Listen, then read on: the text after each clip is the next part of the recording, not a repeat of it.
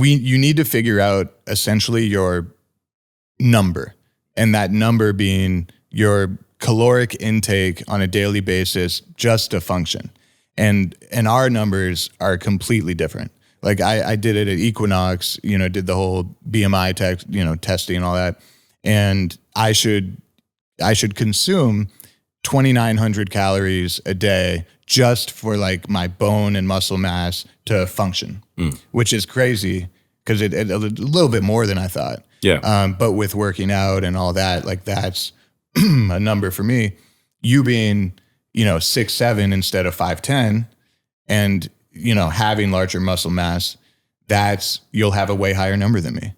Yeah. And like I've literally seen you train super hard, eat perfectly, and then eat some pizza, but you're still going to look perfect because you're under that caloric intake level.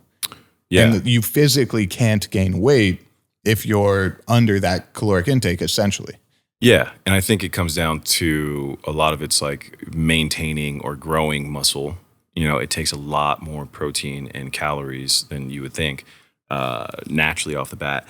But it's exactly, if you're staying under your caloric number and you're in a deficit, you're not going to gain weight, right? But I still genuinely feel that it affects you in a way that a lot of people don't necessarily think of. Like, there's a big difference between eating, 3,500 calories of marshmallows and 3,500 calories of chicken. Exactly. You know what I mean? So it's just, you might be technically losing weight, but your muscle density, your bone density is probably going to change. Your mental clarity is going to change. Like, there's going to be all kinds of different, and I'm not telling anybody to eat 3,500 calories of either one of those things, to be honest with you.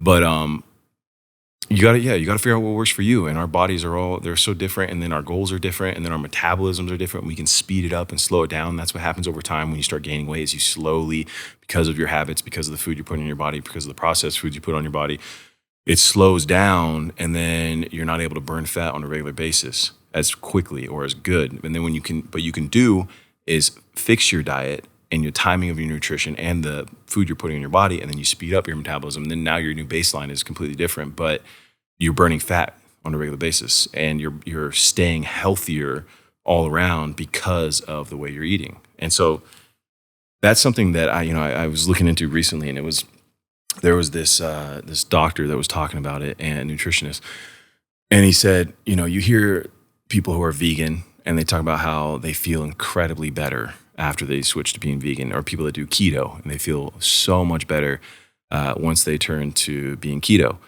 And he was like, well, the commonality between the two of those things are that you've eliminated food. You've eliminated processed foods out of your diet. So naturally, you're not putting canola oil and all this other crap and processed junk that a lot of it we don't even know the ramifications of yet because it hasn't been around as long. And we're starting to see it in people, right? And the obesity rate is going up over and over year after year in America, and it's a big problem. Yeah, and you start to see the effects of it in people's bodies and the way we show up and the way we feel. It's all interconnected, and I think if you can eliminate the bad stuff and focus on whole foods, you can't go wrong with that. 100%. And I think like what we'll try to do is make our experiences with nutrition more universal, so people can kind of understand our approach to it and our experience with it, and then apply it kind of to their own lives and figuring out what works for them. Yeah. And I feel like it's the same thing, not to cut you off, but with somebody who's vegan, right? Or vegetarian. They have their choices and what makes their body feel good, and whether it's coming from a, animal conservation mentality, or whether it's coming from, whatever their reasons are, it's different for everybody. And I think that, finding what works for you and makes you feel good at the end of the day is important.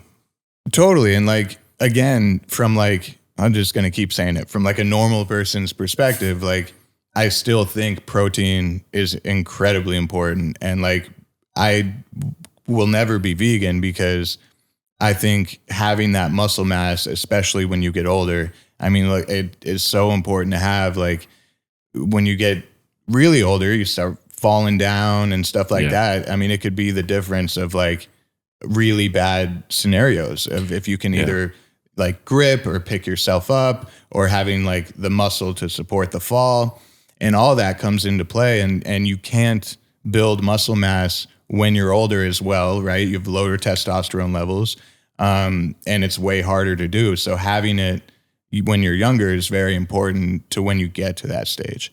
And I think about that a lot of like, I don't have to be a bodybuilder, but I do have to lift weights, and I do want to consume, high quality meat products and maintain a certain amount of muscle mass for sure. Yeah. I mean, I think there's plenty of studies out there that will tell you, having some form of muscle mass or muscle, density as you get older, it protects you. It protects your bones. It protects your body. Exactly. If you fall, you're able to get up. There's a lot of benefits that are, some of them above my pay grade, but I know that they're out there, right? And it's a simple construct, right? Like if you were just bones and tendons and ligaments, you're not going to be doing anything. You're not moving around. But it's definitely, I believe, and I think I can say that I know you have a better or higher life expectancy when you have more muscle mass in older age, for sure. But for a lot of the reasons you just said. Yeah. And, I'm kind of in the same boat, like there's so many different opinions and science and, different reasons for people to argue, people are like, I've seen so many different arguments and some people are like, well, you're not humane. You eat fish. Like, what are you doing? And it's like, but other fish eat fish.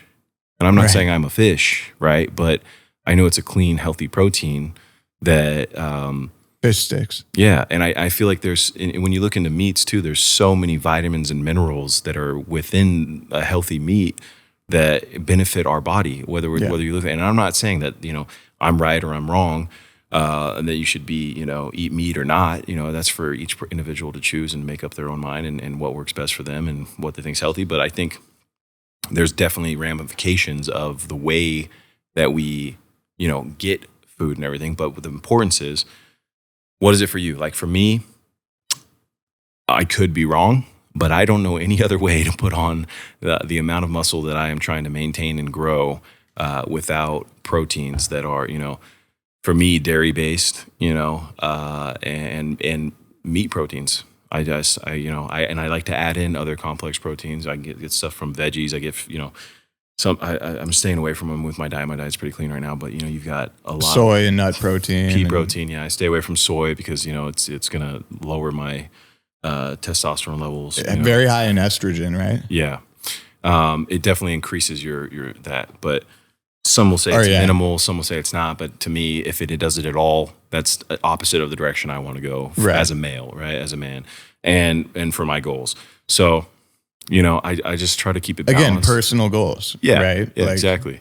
But it's about finding that balance, right? What works for you. And that word balance too, like it could mean something completely different to you as it does to me as to somebody else, right? Like my balance could be 99% perfect diet and then I have one, Cheez-It once a week, and that's the balance for me because that's what makes me feel good mentally, physically, spiritually, emotionally, whatever else you want to call it. But what is it for you, Thank you for watching Studio 22. Don't forget to like, share, and subscribe. And follow our socials at Studio 22 Podcast.